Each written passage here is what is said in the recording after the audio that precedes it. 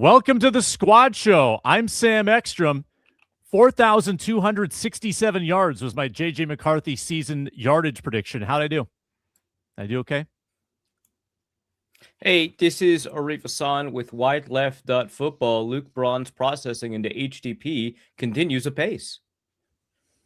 What's happening? Luke Inman at Luke_Spinman with the 18th pick in the 2026 draft. The Vikings draft a bottle of holy water out of Holy Cross. Copycat league. Skol! It's the Viking Squad. Everything Minnesota Vikings every week. Breaking down all the big hits and game-changing plays from the land of 10,000 lakes. The way only the Locked On Podcast Network can. It's time to gear up. The Viking Squad Show starts now. What's going on? Welcome into off-season show number 1, the Viking Squad Show, streaming live on Locked On Vikings, audio, on demand, free, available wherever you get your podcasts and Locked On Vikings podcast feed. You met Luke Inman. You met Arif Hasan. I'm Sam Ekstrom. Luke Braun, too ashamed to show up today with the results of our gambling contest, but you can hear him at Locked On Vikings 5 days a week. Today's show is brought to you by Prize Picks. Download the Prize Picks app today. Use code LOCKEDONNFL to get $50 in lineups after you play your first $5 lineup. Today, we review the game and the season. 9-8. Vikings, the first team out of the playoffs.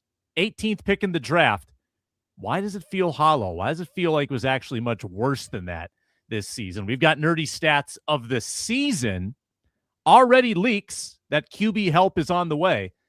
And we'll spend a good portion of the back half of the show revisiting our preseason predictions, telling you who was the most accurate. and maybe the most inaccurate is the more fun version of this. All on the Squad Show today. So let's get out in front of it. Everyone is waiting with bated breath to hear what happened with the gambling contest, the year-long gambling contest. And it was funny because Luke Braun wasn't on the show last week. He needed to text his bets in. So anyway, it stood like this. Basically, it came down to Arif Hasan had the lead. You had your bets won. You were 2-0 yesterday. You had Clayton Tune under, hit by a million miles. Like by the end of the first quarter, because my other bet, because for people who don't know, we had to figure out what our bets were going to be as the book opened up and we got more available props to us. And I had kind of reserved a Justin Jefferson bet, but the over-under was like 79 yards. So I didn't love that. Obviously, if I had taken it, I would have been fine. I didn't love that though. But I was like, I think they want to get him started early, maybe try to get him to 1,000 yards, get him out of the game. That didn't happen. So the logic was wrong. But nevertheless, it was 15 plus yards in the first quarter. And I was like, yeah, I'll take this. These are incredible odds. So two plays, hit plus money. And that put you out of reach for me. Now I remember I had a max range that I could bet. I couldn't bet more than that 720 amount. So I could not catch you, Arif. It came down to Luke Braun betting the Packers fourth quarter money line. And what should happen? But it comes down to the final seconds, the final plays of the game inside the 10-yard line. Matt LaFleur waves the white flag instead of going for the touchdown, which would have been an incredible beat. Luke Braun loses, though, and Arif Hasan is our betting champion. Let's go. I'd like to say, hold on. What? I thought you were gonna. Yeah, I thought you were teeing up like a cool sound effect. It sounded like okay. Did you just wait for me to start that sentence just to play that? Yeah, right. Yeah, perfect soundboard usage. Okay, I'd like to thank me through whom all things are possible. I'd like to thank the Academy for recognizing my strengths and my weaknesses, of course, so that I can work on them.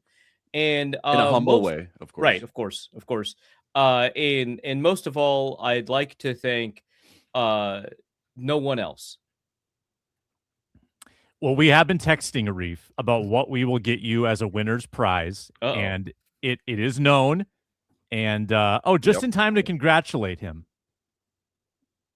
Well, we lost one Luke, we gained another. Oh no. Luke Braun. Luke Braun is with us. Yo, we were what's just going- announcing. Yo, Hey, loser. Get that mic right. Get that mic right. And then you can give your sorry, Inman. Inman's back. We're all here. We're all here. The off season has begun. Here we go.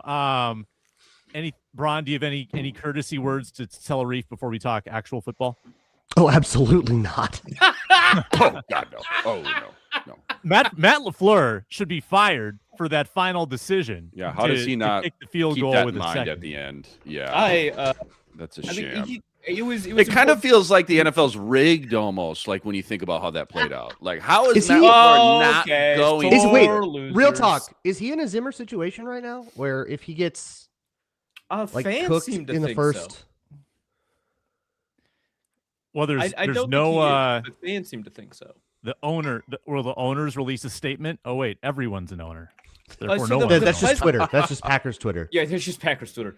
The Packers president has been like releasing statements like every so often. So like earlier this season, he's like, we'll be evaluating everyone's job. And that like got a bunch of Packers Twitter like, yeah, we'll finally show LaFleur what for. By the way, second all time through 7 years in winning percentage among active coaches. Jeez. Or not active, all coaches through 7 years, right? Anyway, and then the president released a statement like yesterday saying, no, obviously we love him. What? I'm paraphrasing. They've made the playoffs, the last 6 years in a row? Is that right? 6 of 7. 6 of 7. Okay. Yeah, and if you talk to some members of Packers Twitter, that's a poison. It's like a Marvin Lewis type situation. Like you can't be seduced by mere playoff appearances. Oh God. Be rough. They have been a 7 seed now 3 consecutive years, which is a little bit true. purgatory-ish, and they've won 9 or 10 games. Well, they beat those Dallas. years. They upset Dallas. Was that 2 Yep. years ago? As that They 7 seed in did. Dallas? Oh, yeah, 2 only, years. only 7 seed to ever win. I would go on record and say that if the Packers do fire LaFleur after this season, it will be like the Bears firing Lovey. They won't recover for a decade. It was so funny because it was a 10-win season, right? And the only reason the Bears didn't make the playoffs is something involved like another game, right? So like another 10-win team, and this is back. That 10-win 16 team was the Vikings. Yeah, which is just like the funniest reason, right? Because like if the Vikings had lost in an unrelated game, Lovey and the Bears would have gone to the playoffs and he would have kept his job. So it was like another game. Or if they won a different 10 games. Right, yeah, just a slight, yeah. But everyone knew. Like, that's the funny thing. It's like no one was like at the end of the year presser, Lovey's like, yeah, peace. Like they're about to fire. Like everyone knew that like it was just the quirk of which 10 games that they happened to win that like got him fired before he became the Illinois head coach.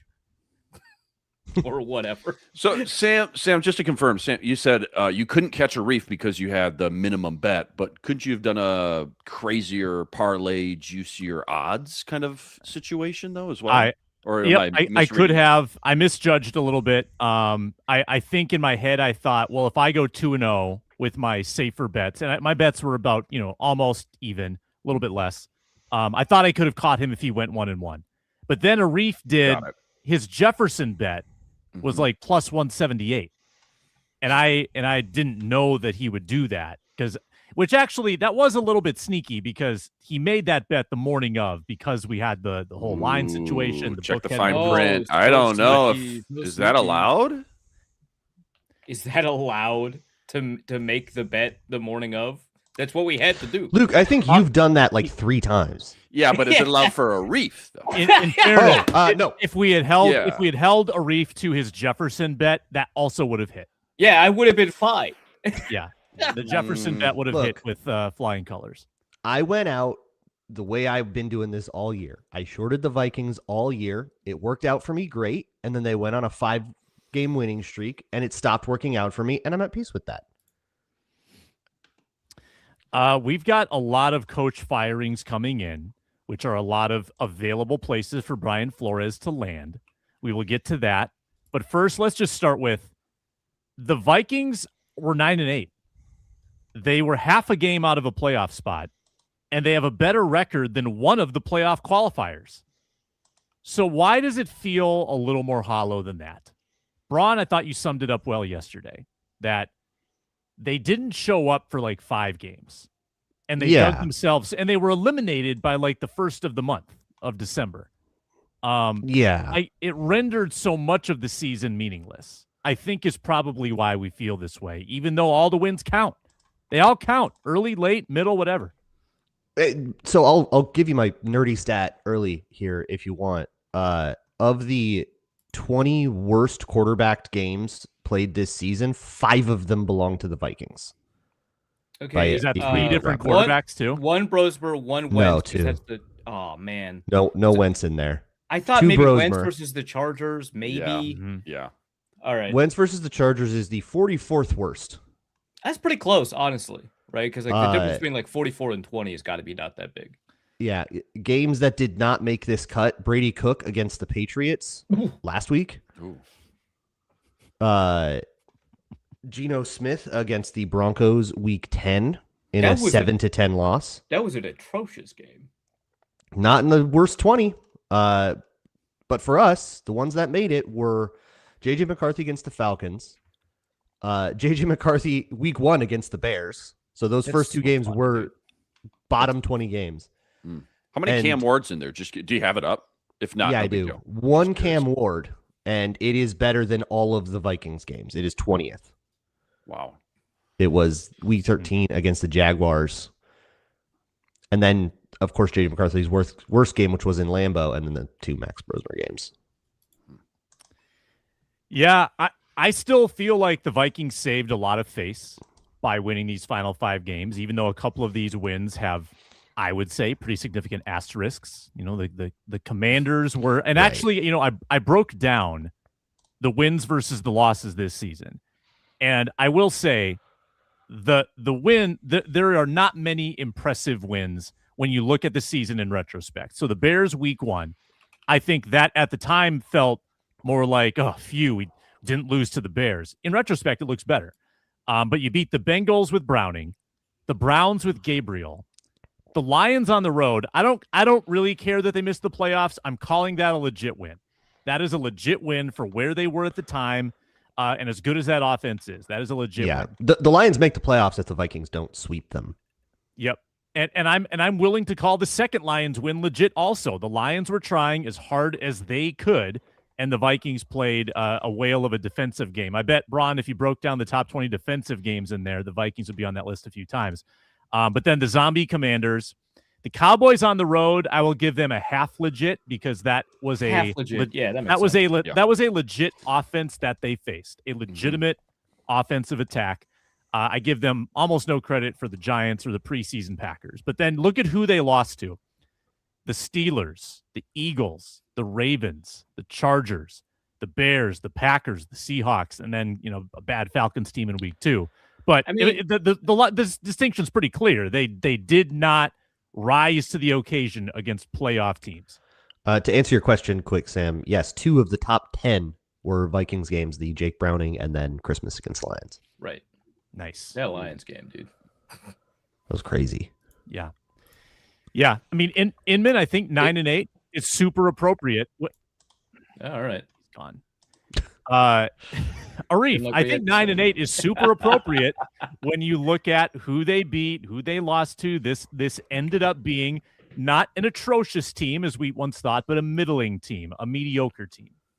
Yeah, I'd say that's probably correct. I mean, the defensive performance the Vikings put together in the final 5 or 6 weeks, caveats, you know, everywhere, right? It's like, you know, Marcus Mariota and whatever Jackson Dart is. And, you know, like, right, like caveats everywhere, right? But the defensive performance the Vikings put together the final 5-6 weeks was outstanding. It was extraordinary. They were flirting with being kind of a top 10-ish, top 9-ish defense. By the end of the year, one of my nerdy stats of the season, the Vikings finished 3rd in EPA per dropback. I think 4th by RBs don't matter, but 3rd by next gen stats, right? 4th in success rate against the pass. Just like really outstanding performance, just generally speaking, defensively, that kind of like gives us, and obviously all of the best defensive games occurred alongside some of the better offensive games because the offense was playing against JV defenses. Like, that all helps, right? But it kind of like gives you this sense that, like, hey, if they had, not the worst quarterback play in the league, which that's not fair. The Browns technically, but essentially not the worst quarterback play in the Cam league. Ward did finish below JJ McCarthy just ever so slightly. And I do believe that the first half of this game mattered. That's so good. Just like right under the get in at the buzzer. But yeah, like if they had just slightly better quarterback play, let's say that Carson Wentz had normal ligaments or something and with sense of self-awareness, like all of the things that he was never going to have by fate. Sure, like they could have limped into the playoffs. It would have been one of the more fascinating seasons that I think the NFL has seen, much less Vikings fans have seen. But yeah, like this is just not a team that has the tools to win against good teams. So like, what would the playoffs even be for? That said, I do want to say that like the gulf between their performance against bad teams and good teams is really enormous. Like, it is significant. And also, like, that Falcons team wasn't that good. People were talking early in the season about how good that defense might be, and that didn't really pan out. And the Steelers, I mean, okay, they're a playoff team, but like, we know what the deal is. Yeah, I mean, Braun pointed it out yesterday. There were a lot of competitive games against some better teams, and then there were some no-shows. There were no-shows against the Chargers, against the Packers, against the Seahawks, against the Falcons. Did I leave one out? I think that was a thorough recap there. Offensively, there were more no-shows than that. But right, but like total defense team carried some of those. Yeah. Total team no-shows, Eagles, Chargers come to the top of my mind. Falcons, yeah, that makes sense. Yeah, the Falcons, Chargers, I would say Lambeau was a total no-show. I want to say Seahawks because they got shut out, but I can't do that to the defense. The defense did so well against a genuinely good offense, yeah. We're going to pause and Macho Meach, buckle up. We're going to hammer the breaking news sounder. Oh, no. Some coaches getting fired. Openings there to swipe Flores away. All that next on the Viking Squad Show.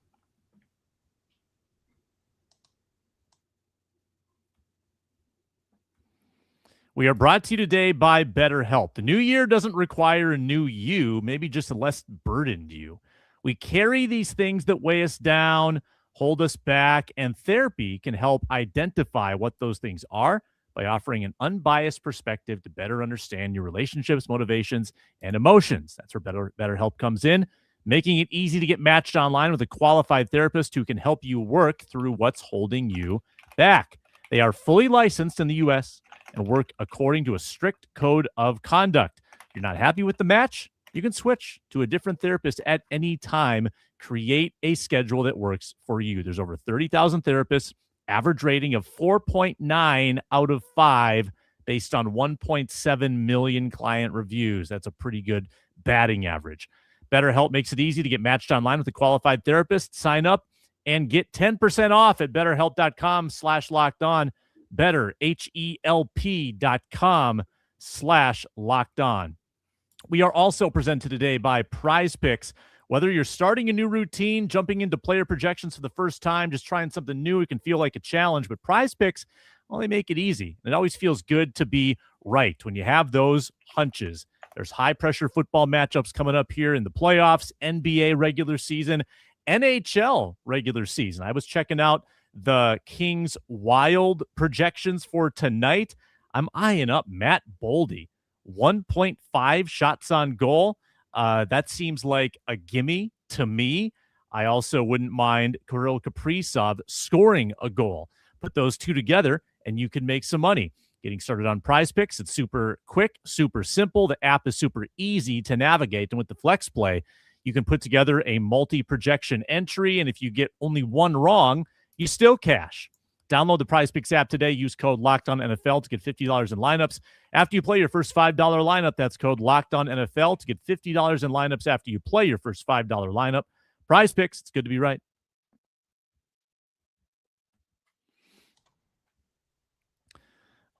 Okay, are you ready? Ready? Here we go. As ready as I'll ever be. Jonathan Gannon, the latest head coach to be released. That one, not surprising. I think what we're seeing today, though, is that coaches on the bubble, they're all getting fired. All of them. Carroll, Kevin Stefanski, gone. Toast. Raheem Morris. See ya. Out the door.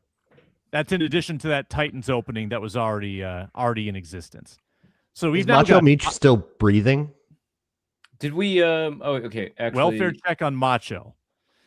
Did we get Pete Carroll? Did we throw that in there?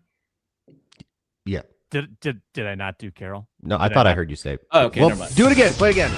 There we go. Pete Carroll out of here. One and done. Tom Brady picking a new coach. So here's my issue with that. I could see Tom Brady convincing Mark Davis, who cares the least about these things anyway, to hire Brian Flores. That is the one concerning opening to me. I agree. Also, Florio's already reported that. What? For whatever that's worth to you. No, I just wanted to be kind of first, but there's no chance I was going to be. Well, I'm glad Florio reported it. That means it's less likely. Can we take a minute to talk about Kevin Stefanski? I feel like, not to relitigate 2019, but there was quite a lot of firing hands Zimmer on hips to retain when Stefanski went to Cleveland, going, "Oh no, he's gonna go win all these championships." Nope. Technically, not even one playoff game. And even if you want to give him the for one, which I guess is fair, he was as successful in the playoffs as Kirk Cousins was as a Viking. So he is already apparently drawing interest as a potential head coach, which is too bad because I'd be really curious about, making Wes Phillips the scapegoat and then bringing it. God, that'd be so good. Right, Great. but there's no chance. Right? No shot. Yeah. Well, okay, we say that, but there's 5 openings. There's way more than 5 candidates. There are so many more. There's more than 5 people that we will say, "Oh, there's no way they're not a head coach," which is how we've survived with Brian Flores the last few years. Yeah, and I could still see the Jets kind of departing with Aaron Glenn, a defensive head coach. Yeah, apparently reporting is that they are not going to. Oh, wow. Wow. That's old reporting. That's from Rick a must few be weeks a ago. Huge fan. Some very embarrassing things have happened. Maybe moods are changing. Primarily, number one on that list would be the sideline dance that Glenn did early in the season. That was the best thing he did, I think, actually. They did get rid of the defensive coordinator earlier, which did not resolve the interception problem, unfortunately. Did they get one yesterday? I didn't check. They did not. They They're the first team since 1933. Yeah, so they're the old. So I looked at. So PFF started tracking dropped interceptions. So I looked at the dropped interceptions this year, and of course, if you add dropped interceptions to get interception opportunities, which isn't the correct way necessarily to do it, because there's a lot of interception opportunities the Vikings missed this year that were not dropped, like batted up passes that no one was near, stuff like that. But reasonable kind of proxy, whatever. Obviously, they're the only team that was 100% on missing all of their opportunities. But here's the interesting thing. No one else was at 33%. Everyone was catching way more picks than they dropped. It was so fun. And it was 3 drops. They didn't even get into position to grab picks, which you're frustrated with the Vikings turnover production before the last 5 weeks of the season. Good Lord. That must have been. I don't know how any Jets fans are alive, to be honest. This was just a constant humiliation. I've called the Vikings humiliating, and they have been humiliating at times. But, you look over to the Raiders and the Jets, and it's just well, they're down 34-3 at home against a division rival again. Oh, yeah, God. I tweeted a couple of weeks ago, wow, this is embarrassing even for the Jets. And while most of the people responding to that agreed at whatever game I was tweeting about, don't even remember. I think it may have been against the Patriots.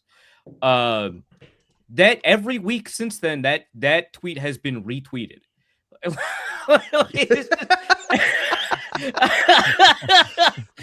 And not by me, just someone else is hey, check this Evergreen. Yeah. Do you remember? It's good to create evergreen content. Yeah. Do you remember like in 2016 the anxiety around opening US Bank Stadium and playing the Packers and like not wanting to get beat by the Packers in that first game? Yeah. And then, we won that game and that was cool. I feel like the idea of being the Jets in the last game at Orchard Park and then just letting it be that much fun for them is like kind of the other side of that coin. It's like, oh, cool. Another just horrifying thing is happening to the Jets. All right, well. It's a like week in being the NFL aware season. of like a Lovecraftian eldritch horror, like in your peripheral vision, knowing that actually it doesn't affect you, which is the least Lovecraftian thing. But you could just like, I'm gonna look over there. Oh wow, horrors unbeknownst to man. That's cool. What's going on over here? Right? Like it's just much like a saw trap. At any point, these people could become Giants fans justifiably, but they can't. Like you can, but no, Giants. you can't. We're also talking about the Giants here, and people are pointing out that they're also one of the openings. There's 6 total openings. They're also part of the lawsuit situation. I wouldn't consider them a Flores threat with regard to Flores. We've got 5 Flores locations right now. It would be funny. It would be entertaining. Also, if we're curious about the perception around the league of Brian Flores, like, is he going to get a high number of interviews? Titans have 3 DCs on their list, not named Brian Flores: Vance Joseph, Lou Anarumo, and Spags. No B-Flow. It's just a little surprising. That's probably a good sign. I think that's the way it's going to go. I don't think he's going to get every interview at every opening. It would have to be, but it would only take one team that specifically targets him and says, hey, we can have this guy if we want this guy. He's not interviewing anywhere else. And I'm Tom Brady. I'm going to wine and dine and convince him to come here. And the question is how picky he's going to be. We don't know that. We don't know that. Like, I could very much see the Raiders enthusiastically hiring Flores, but with what Flores has valued in the past, I don't know if he would go to the Raiders. The only thing would be if Tom Brady's presence in and of itself makes him feel better about Raiders ownership, which has been disastrous for decades. Right. I wouldn't be shocked if that actually did do it, though, right? Like, and for what it's worth, I don't even know if the Titans ownership situation has resolved. They've been like suing each other for years, right? So I have no idea. Like, I assume Amy Adams Strunk is like still like just the owner. Anyway, that's not a wonderful situation, right? So probably not Titans. Like, we were talking about how like Arizona is, not a great fit for ownership, reasons, how the Browns aren't a great fit for like ownership reasons, because it strikes me as the case that Brian Flores would want a reasonably good owner after having endured Stephen Ross, after having, having the ability to experience like Robert Kraft and the Rooneys and the Wilfs, right? So I'm curious, but I do think that Brady does have the ability to kind of smooth over the question marks about, the quality of the ownership as it relates to a head coach. Let's finish up our nerdy stats. Analytics fans rejoice. Woo-hoo-hoo! It's time to get educated. Whoa, you're blowing my mind right now. With the nerdy stat of the day.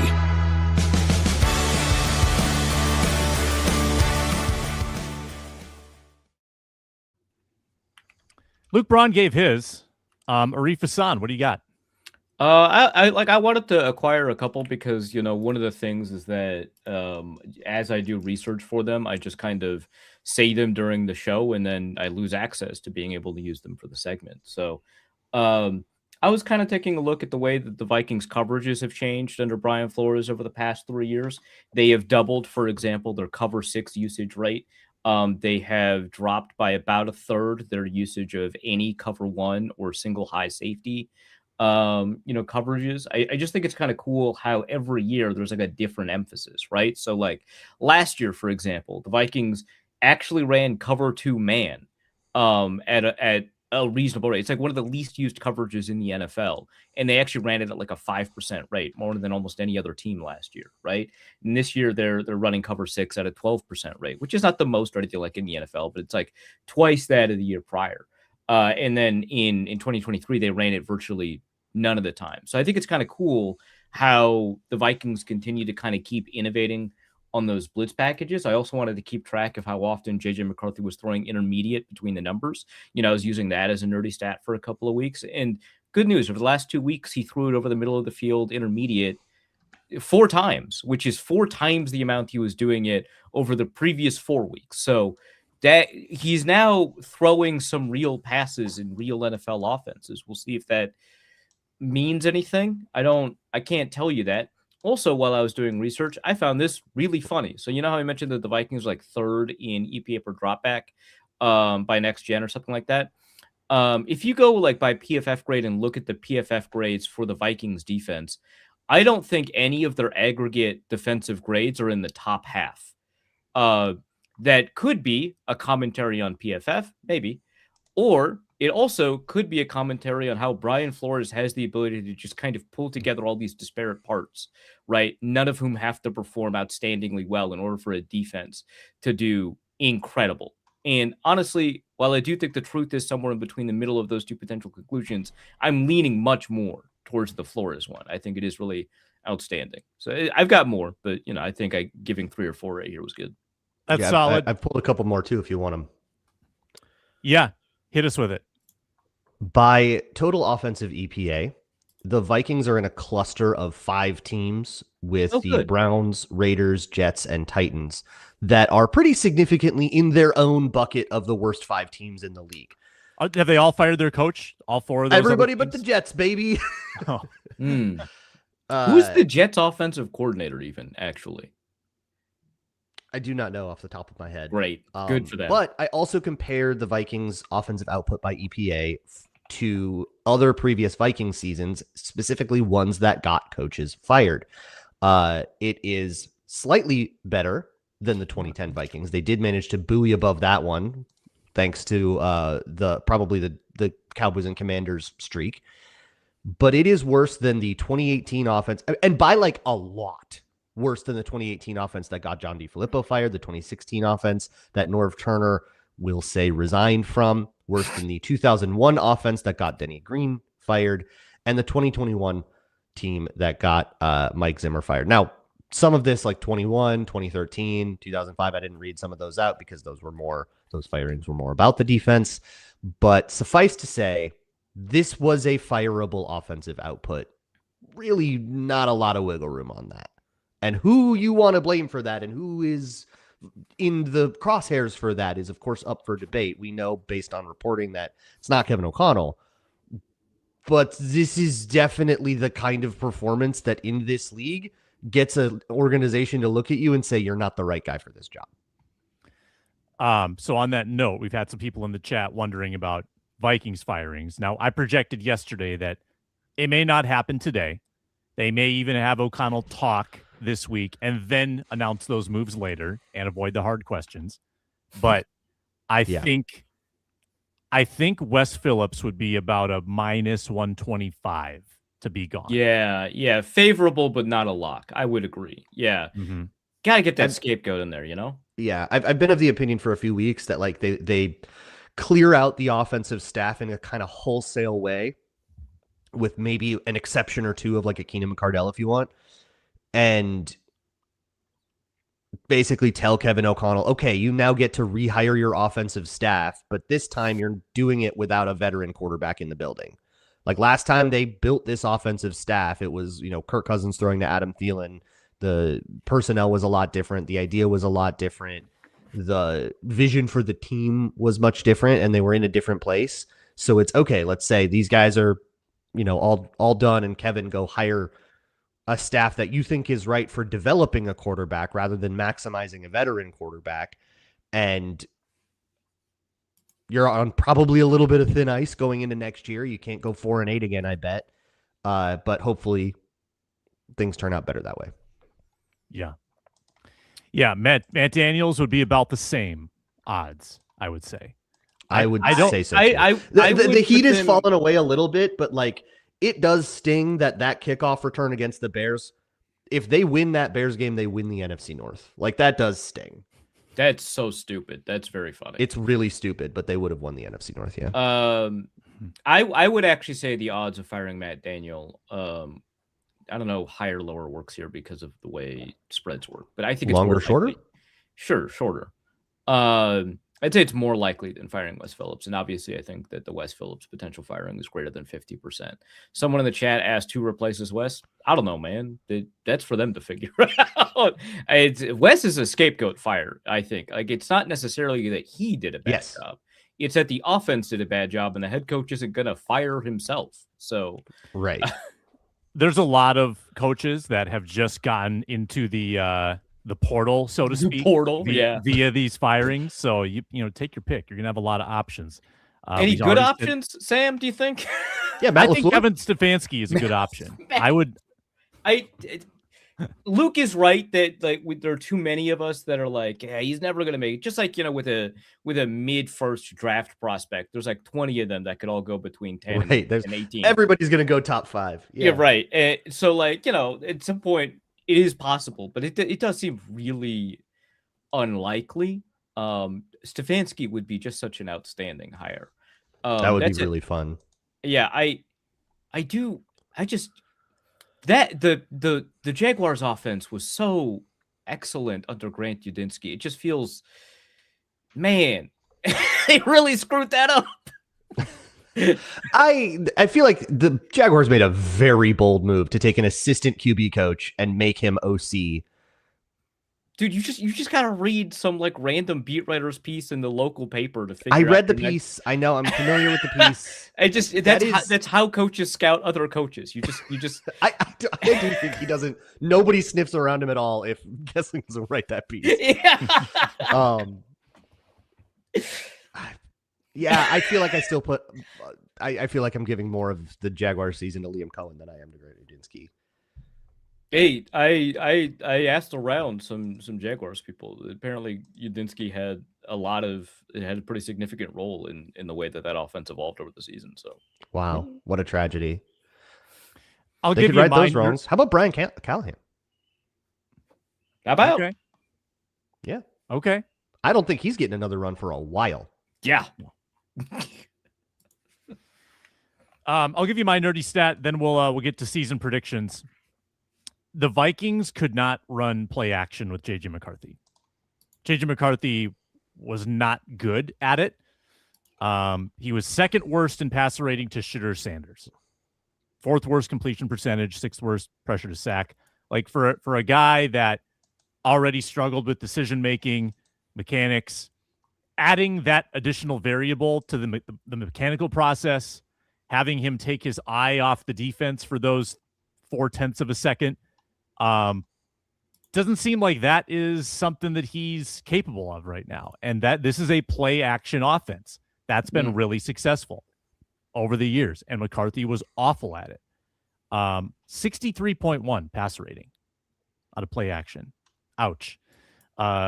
His performance this year did not align with any of our preseason predictions. We'll tell you line by line what we predicted and what actually happened when we return.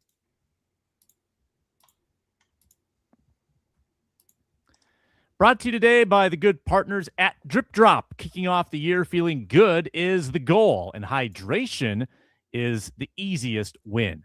When I stay on top of it, my energy, my focus, my mood, they all level up. And let's be real, plain water doesn't always cut it.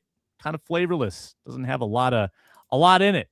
If you're grinding through the long days, hitting the gym, trying to stay consistent with your health goals, Drip Drop comes in handy. It's doctor developed, proven fast hydration that helps your body and mind work better.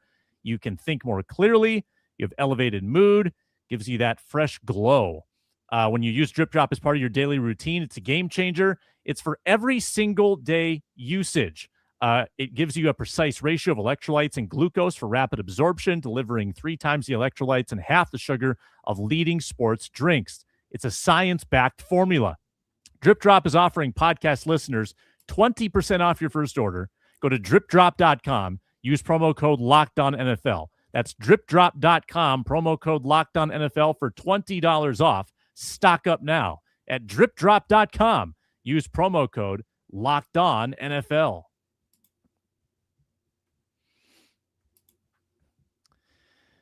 All right, this is how it began. We had 15 categories to start the season. We made the predictions, and this is how it went down. So we had some traditional ones. We had some kind of zany ones. J.J. McCarthy, touchdowns, interceptions, yards, and rushing yards. The final line, 1,632 passing yards. I had that 11 God. touchdowns, 12 picks. 181 rushing yards. 4 points available. So basically, whoever predicted the lowest.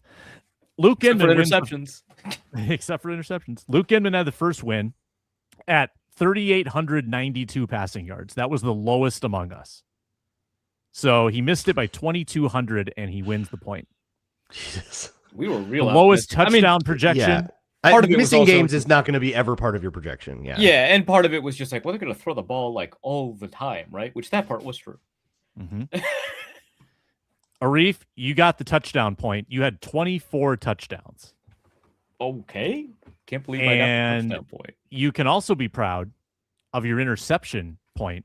You nailed it. 12 interceptions. Well done. Let's go. That's exactly how I envisioned getting this point. On the nose. Just Luke like they Braun. drew it up. Luke Braun gets a rushing yard point. 222 rushing yards was your prediction. Pretty close. Good Wow. job. Okay. I definitely just went 2-2-2. I remember being very unserious on this day. Aaron Jones, Jordan Mason, rushing yards for each. Final numbers. Jordan Mason, 758. Aaron Jones, 548.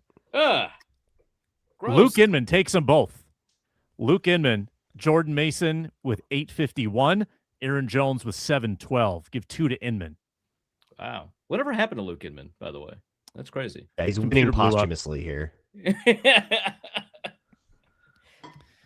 Justin Jefferson, receiving yards, No. receptions, and touchdowns. This is the worst one.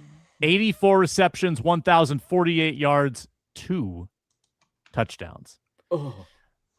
You two, Braun and Arif, you'll have to share. You'll have to split the point. You each predicted 100 receptions. Oh, we shouldn't have done that. We should not have done. Why'd we do that? Yeah, that's crazy.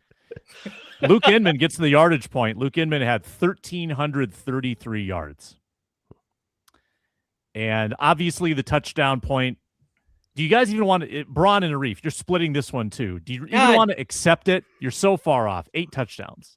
No, I mean, yeah. I'm a monster. Of course I'm going to accept it. Yeah. No, What did Brennan Lee Mulligan say? At least there's no half points now. We can say Now we've eliminated the tie. Yeah. Yeah. Brennan Lee Mulligan said there's no corner of my heart I wouldn't turn over for a point. Yeah. Yeah, no. We're not doing this with honor. Yeah. And who is this individual? He's a comedian. Oh, great. All right. I play the audio of some of the better ones, and we have some audio here. Number of catches for non-Hawkinson or Oliver tight ends. Ooh. Ben Sims, let's go. The correct answer was 5. Ben Sims with 3. Ben Urasek with 2. And here's what the winner said. In the room now. Once Addison is back, you're 4 deep at receivers that the team has like clearly feels good about. +2 running. Like, I don't know how often you're ever even going to see 13%. I think someone would have to get hurt. I'm going to go with like 5. What a shot. Fantastic. Point, Luke Braun. Sack leader ends up being Dallas Turner with 8. Yeah. With 8. Sam, you ye of little faith, Sam. Now, 2 of us said Turner. But only one of us got the total close enough to get the point. I wonder who that was. Let's find out. I really want to say Dallas Turner for the bit, and I think I'm going to for the bit. say For the Dallas bit! Turner for the bit, but 6.5. Oh, wow, I was dead right before this game. Jonathan Allen might have 6.5. What, 6.5? Yeah, and everybody else It's gets going to be 5. spread out. Yeah. It's going to be Don't very talk about spread this. out. The It's gonna be defense- spread out. Gets 5. Yeah, and they're going to. It was pretty spread out. As a team among like 8 players. Yeah. He was pretty spread out. Honestly, very good. Very good prediction. Excellently. The way you set that up, I definitely thought it was going to be you. Yeah. Oh, I have very few points in this year's contest. You wait. Just you wait. That was about the closest I was going to get. I did get the player right, but I'll give you the point for the number. Interception leader ends up being 3 players with 2. Harrison Smith, Byron Murphy, Josh Metellus. Only one of us even had one of those players, and it was Arif Hasan with Byron? 4. Now, Braun, you had the number, but you had Cashman. You had 2 with Cashman. I don't know how to award those points. I'm thinking Arif because Arif had the player. I think the player matters more. Yeah, I don't feel like because Cashman got 0 interceptions, so I don't feel like the number. The number is more of a tiebreaker, like it was for the sack. That makes sense. Will Reichard go ahead field goals in the 4th quarter? The correct answer was 1 in the Giants game. Of all games, the most important kick. Yeah. Were they tied? It was 13-13 in that game, and then he. Oh wow. Yeah, you guys were very optimistic. Inman had 6, Braun had 6, Arif had 5. I will not apologize for that. This is a team that had like 11 one-score games for like 3 out of 4 years, and they're gonna keep doing it. Yeah. What was the one-score game count this season? I feel like I never even tracked it. It was certainly less because they got their doors blown off a bunch of times. Let's count it up real quick. So 1-0. I can count it up. 1-1, 2-1, 2-2. I'm on a roll. 3-2, 3-3, 3-4, 4-4, 5-4. 5-4 is the final count. Above 500 games. All right. So they'll regress back to 5. They're regression candidate. Yes. All right, this is kind of interesting. The highest scoring point total of the year for a Vikings game. So total points between the 2 teams. Correct answer was 60. Cowboys game. No one guessed the Cowboys. We all had a guess of the game. No one got the Cowboys right, but Arif, you had the number closest at 69. Nice. Nice. Also, point of order, Macho Meat, you're correct. I plan on shaving my head immediately after the show. This has gone too far. Did I say the Bengals game? Yep. You said 84 points in the Bengals game. 4 points. Which I understand. one of the teams held up their end of the bargain there. Yeah, I thought that was going to be like a 45-35 kind of. Yeah. Inman said Ravens I thought the game. Bengals were just going to wreck the Vikings defense, and then Joe Burrow was out, and it all changed. I said Commanders game. Again, one team held up their end. Arif said the Lions on the road. That was 51. That was pretty high scoring. But Arif gets the point. Number of taunting penalties earned by Vikings players. Well, it happened yesterday. That's right. Let's go, JJ. Is that the only one? That's the only one. No Jay Ward acting out on a kickoff? Not of the taunting variety. To that one, yeah. Yeah, I don't know if unsportsmanlike conduct goes under a different bucket, but I'm going off of NFLpenalties.com. No, for sure. Wow. Luke Inman and Sam Ekstrom each said 1, and they'll split the point. We're back to half points. 40-plus yard plays offensively. What do you think the answer was? Oh, God. Oh, no. Like 3? No, I mean, JJ had some, Justin Jefferson had some at the beginning of the year. Still. He had the jet sweep from Christmas. 4.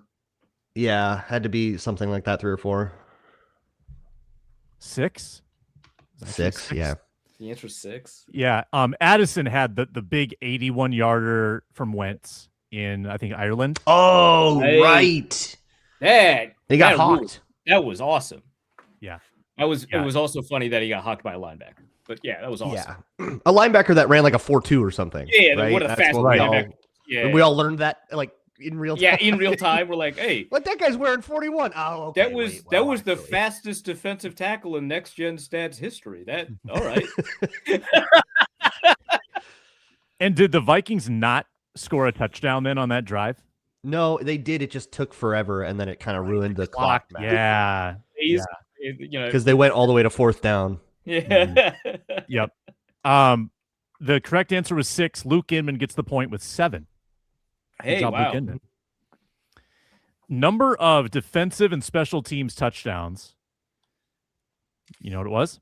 I definitely underestimated this. We have to be underestimated just because of the Bengals, right? We had to have underestimated this. But also the Vikings didn't have any turnovers between like the Bengals and the Commanders, right?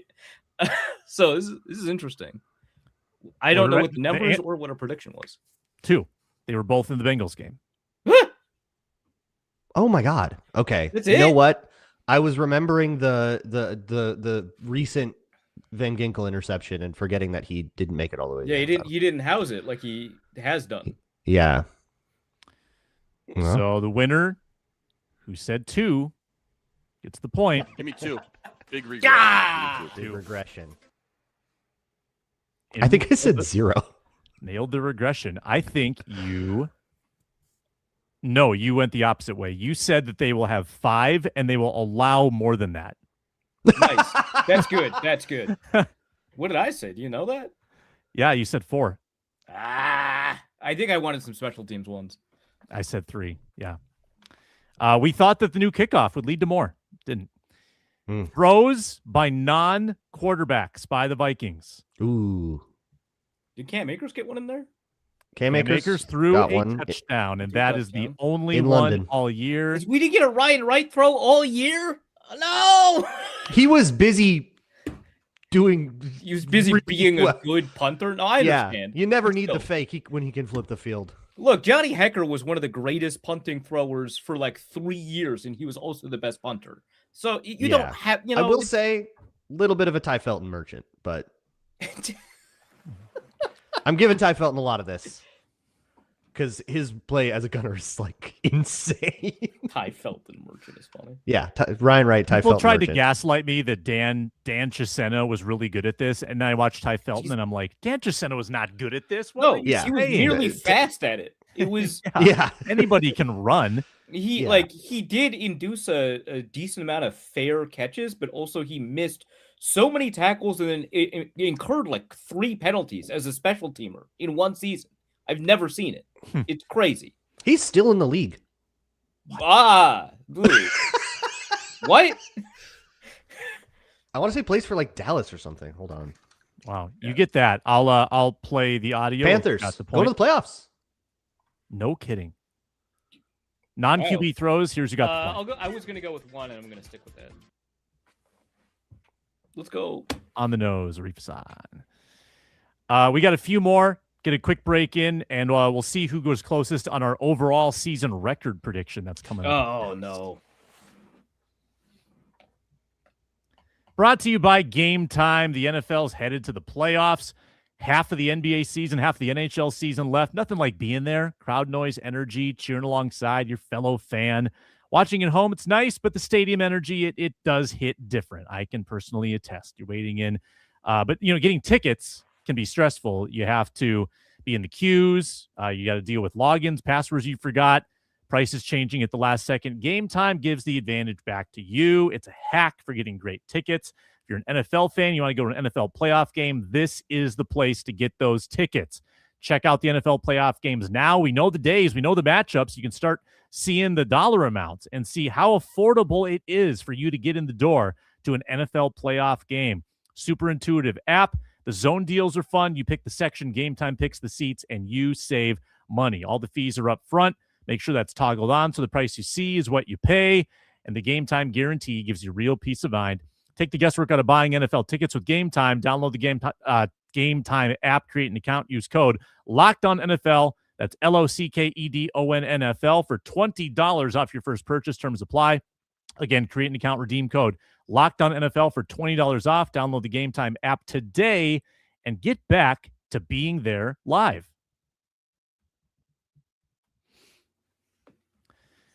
Few more season predictions to revisit on the Vikings Squad Show. And hey, make sure you're checking out Luke Braun every day on Locked On Vikings. Total number of offensive players who had a tackle. And Vikings had a lot of turnovers to make this. Oh, yeah. This has got to be a No. higher number than we all No. said. Did McCarthy get a tackle? I hope so. He can hit. I listened back to the criteria we set, and it was different players who had tackles. Right, not the total number. So not the total number. Yeah, I remember total number of discussing that. Yeah.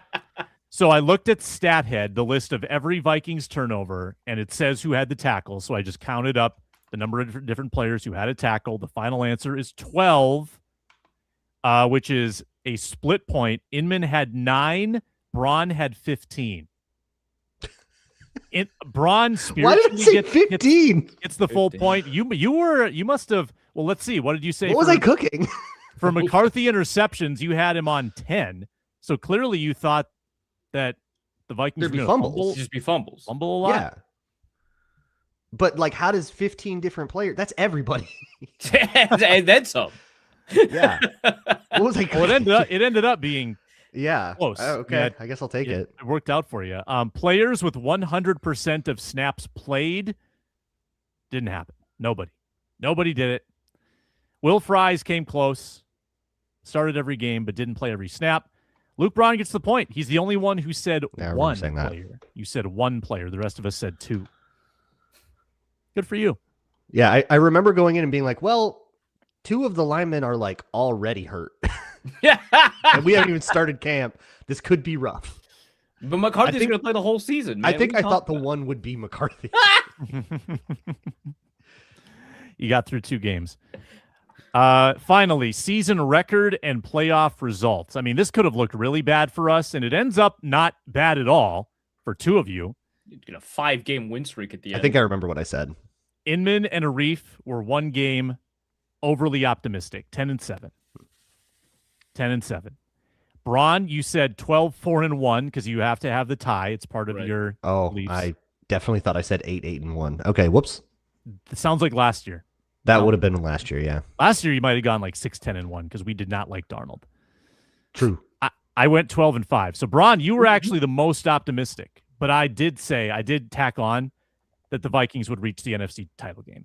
So that might have been a little misguided. Sam, do you remember who did you want the Vikings to get instead of Darnold? The name escapes me. Russell? Oh, Wilson? Yeah, it's crazy. All right, just wanted to know. We all miss a prediction once in a blue moon. Come on now. This year's version of whatever the Russell Wilson thing is going to be something special because there are some real bad ideas you could throw out there. Yeah, there's some delicious ideas as to how I like to think of them. Yeah. Yeah. Yeah. I'll make sure that I come up with that prediction for you, just for you guys. The final total. He's not here to accept his award. Luke Inman, 7.5 points. Arif Hasan, 6.5. No. Braun, 5.5. And the worst predictor of the year, Sam Ekstrom, with 1.5 points. We did not nail it, I don't feel like. No, it is the injury situation and the quarterback being butt. Both of those kind of really hurt us a lot more than we had anticipated. I think we had a sense that, like, look, it's not going to be like what Sam Darnold was doing last year, and we knew there was going to be bumps, but we didn't think it was going to be like, oops, you're the worst team in the league for a while. Yeah, I was really bought into the idea that the Vikings kind of know who's on their roster, which had been demonstrated time again. They absolutely do not, which is a hilarious problem to have. Yeah, no, and I don't think, like, this was not a problem before this year, so I don't know. Right. What happened? So, like, I'm still of the, like, my theory is still that there's just like too much bickering. Somebody had ideas and wouldn't shut up about them, and then they got indecisive. That I think will play into the QB help segment that's coming up next. But like, just like generally speaking, I just like the idea that the Vikings would only move on from a quarterback if the quarterback that they had in place was at least average, was so seductive and appealing to me, right? Because they got to choose whether or not they were going to stick with the guy, as opposed to have this quarterback foisted upon them. And so I didn't think that a typical model for a rookie quarterback made sense here. And yet he was worse than a typical rookie quarterback. By so much. What in the world? I think really the most devastating thing that happened to anyone this year happened to Arif because he became Carson Wentz's strongest soldier. My soul has been carved asunder. It's It's so bad. I'm so glad I was a cynic before this season because I can't imagine being an optimist heading into this. Nerdy Harry Potter reference for those that follow. It's like you Horcruxed your soul. You divided it up into pieces, like with every Carson Wentz take that you had to support him. It was, yeah, I agree. It was like committing a murder, right? That's the process. Aiken. Yeah. Two sides of the same coin. In closing, I do want to get to this because it was on the rundown. There were some leaks, like there were some coordinated reports yesterday from at least Rossini and Rappaport, and within the last couple days, about the Vikings are determined to bring in quarterback help, veteran quarterback help, solidifying the room, but yet they're still committed to JJ McCarthy. What sift through that for me with like a skeptical nose. Why would the Vikings leak it? What is the motivation? What does it mean? Is this just the obvious interpretation that they're going to get a veteran backup? Rossini's source in particular hates McCarthy. We know this. Yeah, and whoever she's got in the building, right, is not in McCarthy's corner. This is the thing, right? Like I think, like we shouldn't think of it like the Vikings leaked it because this organization is not acting, at least the way it interfaces with insiders, as one unit. There has been constant disagreement inside the building. And many people are using insiders to try and win the disagreement or get out ahead of stuff or they're whatever. Just loose-lipped, like it happens. That's what journalists do. Right. But like, I think it's like really clear just from like the Rodgers saga that the Vikings were not internally, unified on what to do. And one or a couple of people were using access to insiders, like that's hard to get as a coach, but like using insiders to try and help kind of like litigate their side of it. Like maybe if they developed enough public momentum for like Rodgers to the Vikings, they could get it done. So I think it's the same thing, right? Like it wouldn't shock me if there are many people inside the building that are like, wow, McCarthy really turned it, around the last 5 or 6 games. So we should stick with him and not bring in genuine competition. And another couple of people in the building that are like, are you insane? That's the craziest thing I've ever heard. I'm going to talk to my friend Diana. I forget who reported it, so I apologize. But it was a national reporter with a lot of credibility who reported that, like, in the building, it could have been in the building, there is quite a bit of seller's remorse about Sam Darnold, and sure, I mean they're the 1 seed, right? And I think that's going to be the kind of mentality that's like, oh my God, we let this very good veteran go. We have to try to get a good veteran again. We cannot do this young quarterback thing. But I think more like practically, if you do that, it's more like, unless we're talking about, some crazy blockbuster trade because Joe Burrow asks out of Cincinnati or something ridiculous and unfathomable like that. Where the people that you're going to have access to are like discards, right? It's going to be like, Tua. And those people don't inspire a lot of confidence in terms of like, oh, we brought in Tua, now it's a Super Bowl. Like nobody's going to say that. But what it does is in the world where JJ McCarthy either can't stay healthy or just sucks the same, you have a floor. And that's what that veteran needs to give you is a floor. And then you say, McCarthy, go beat Tua in a camp competition. If you can't do that, this ain't for you. And if you can't stay healthy, at least we can throw that guy in. So I think the criteria is for that situation. You want somebody that, and this is why I don't know if Wentz is going to come back, if he even comes back to the league at all. You need somebody who can be durable in the world where JJ McCarthy's out for an extended period of time. Wentz lasted 5 games before his body fell apart on him. Mm-hmm. You need somebody that can, give you that can take care of the ball. You don't want somebody that's going to do a lot of turnovers, right? Like that's you want someone that gives you a very sensible, reasonable floor. And you're also making this decision after if you have kept Brian Flores or not, which is helpful too, because then you know what kind of defense you're working with. So it sounds like you're not a fan of Tua as you outline all of the criteria that you've just outlined, that maybe Tua is the one who doesn't check any boxes here.